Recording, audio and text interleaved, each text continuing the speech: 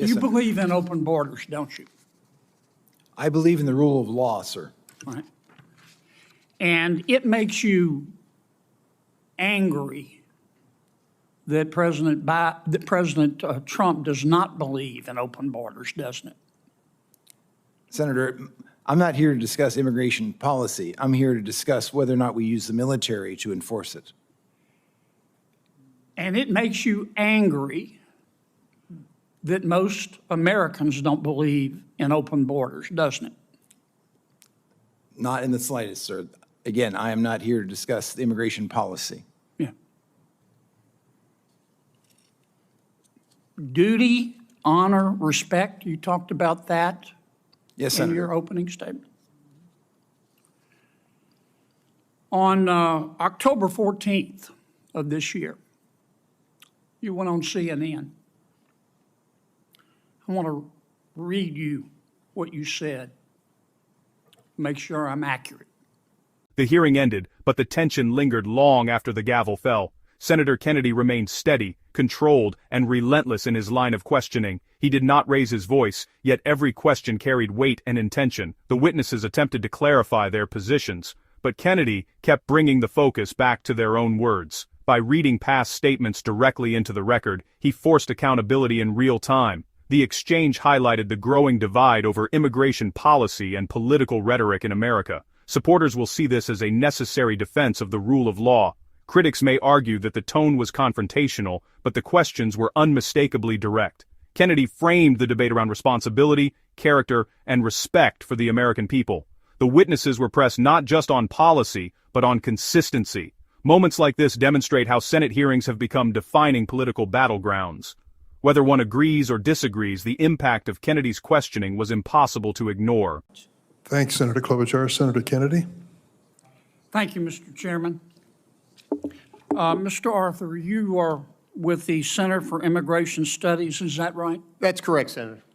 And that's a nonpartisan think tank, is it? It is, sir. Okay.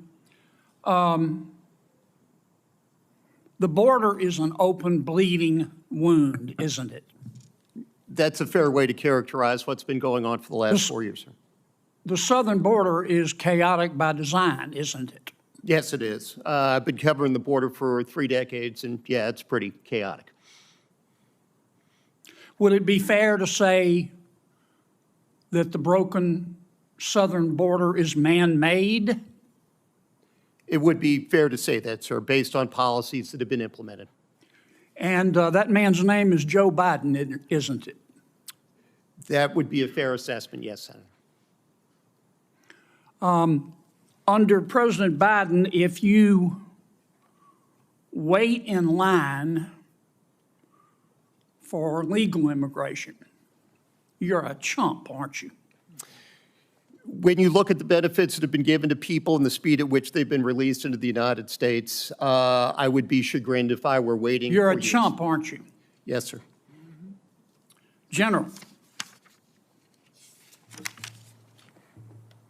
Yes, you Senator. believe in open borders, don't you? I believe in the rule of law, sir. Right.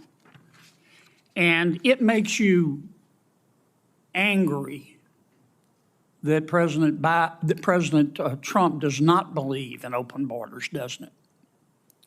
Senator, I'm not here to discuss immigration policy. I'm here to discuss whether or not we use the military to enforce it.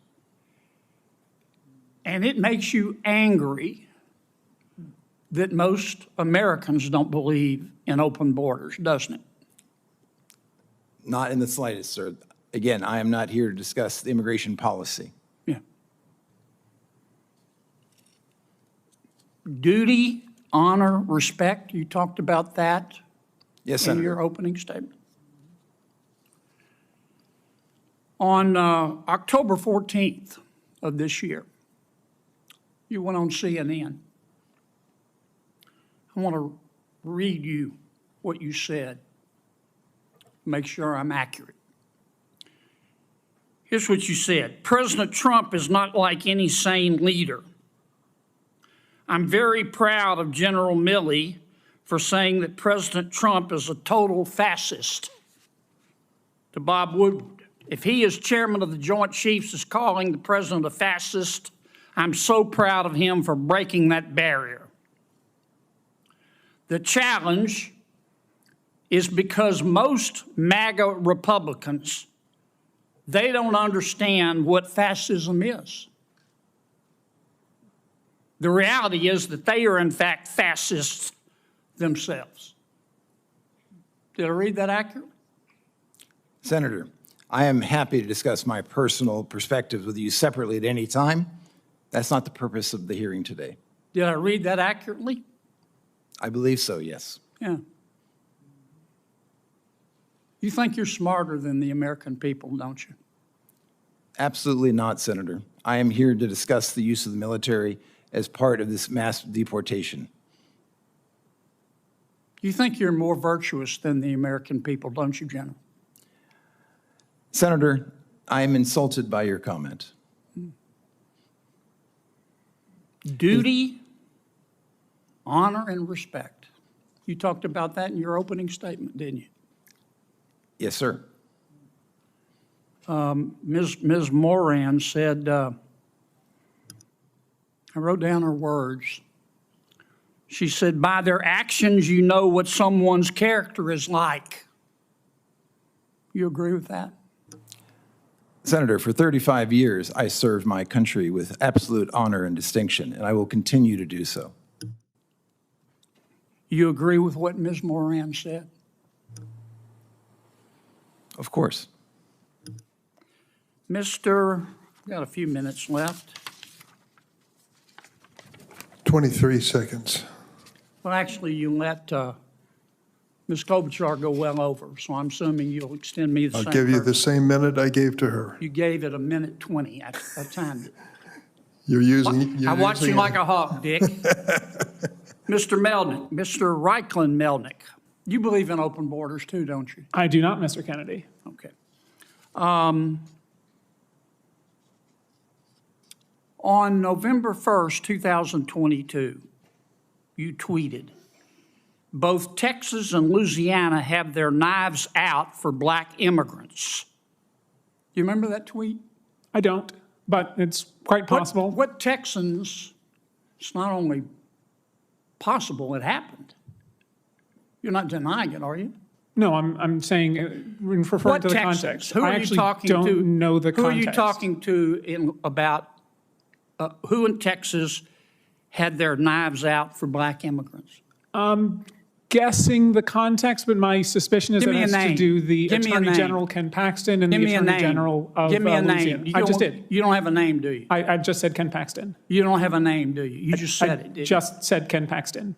All right, how about Louisiana? You said Louisiana has its knives out for black immigrants. Who in Louisiana were you talking about? Again, I'm not certain. That was 2 years ago, and as I'm sure you know, much has happened in the last 2 years. Well, did you say it? Again, I do not remember the context, But you don't. Senator You Kennedy. said somebody had their knives out from Louisiana for black immigrants, but you don't know who they were. You just said it. I said the Attorney General of Louisiana and Texas, and I believe this referred to specifically lawsuits brought and arguments that were made in court that the arrival of Haitians I'm out and of time, others but I were want to get you inherently on the dangerous, record. which was You not. Thank you very much, Senator. Believe Appreciate that the your Attorney questions. General at that time of Louisiana had his knives out for black immigrants. That's your testimony. Given their Thank you, litigation Senator Kennedy. conduct, yes. Senator Hirono. Thank you, Mr. Chairman. In the closing moments of the hearing, Senator Kennedy demonstrated exactly why so many Americans value his approach to oversight and accountability. He stayed disciplined, focused, and unwavering in his commitment to getting clear answers. Rather than allowing vague explanations or deflections to stand, he brought the discussion back to facts, prior statements, and direct quotations. His questions were not random, they were structured to reveal inconsistencies and challenge rhetoric with evidence. Kennedy made it clear that public officials and policy advocates must stand by their words, especially when those words involve millions of Americans. By pressing witnesses on their past comments, he reinforced the principle that character and credibility matter in positions of influence. He framed the immigration debate around fairness, rule of law, and respect for citizens who expect their leaders to protect national sovereignty. His insistence on yes or no answers underscored the seriousness of the issues being discussed. Kennedy's style may be sharp, but it reflects a broader demand for transparency and responsibility. He showed that hearings are not ceremonial events, they are platforms for real scrutiny. Supporters see in him a senator who is unafraid to confront uncomfortable truths. He emphasized that policies have consequences, and that those consequences deserve honest discussion. By refusing to let the conversation drift, he ensured that the core concerns of the American people remained front and center. His questioning reflected conviction, preparation, and a willingness to challenge powerful narratives. In the end, Kennedy left the room having reinforced his reputation as a determined advocate for accountability and the rule of law.